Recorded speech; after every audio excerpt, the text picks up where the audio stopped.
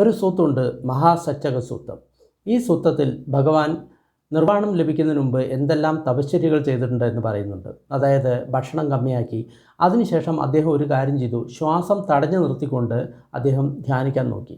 ഇന്ന് പല യോഗക്കാരും ചെയ്യുന്ന ഒരു കാര്യമാണ് കുംഭകം. ഒന്നില്ലെങ്കിൽ അന്തകുംഭകം അല്ലെങ്കിൽ ബഹികുംഭകം. അതായത് ഒന്നില്ലെങ്കിൽ ഉള്ളിൽ ശ്വാസം പിടിച്ചു നിർത്തും, അല്ലെങ്കിൽ വെളിയിൽ ശ്വാസം പിടിച്ചു നിർത്തും. ഭഗവാൻ പറയുന്നു, ഏറ്റവും അധികം കുംഭകധ്യാനം ചെയ്തിട്ടുള്ളത് ഭഗവാൻ തന്നെയാണ്. കാരണം ആദ്യം വായും മൂക്കും അടച്ച് ധ്യാനിക്കാൻ ശ്രമിച്ചു ശ്വാസം നിർത്തിയിട്ട്. പക്ഷേ ആ ശ്വാസം ചെവിയിൽ കൂടെ ശബ്ദം ഉണ്ടാക്കുന്നതുകൊണ്ട് ചെവിയും അടച്ചുകൊണ്ട്, വായും മൂക്ക് ചെവി എല്ലാം അടച്ചുകൊണ്ട് അദ്ദേഹം ശ്വാസത്തെ തടഞ്ഞു നിർത്തി ധ്യാനിക്കാൻ നോക്കി.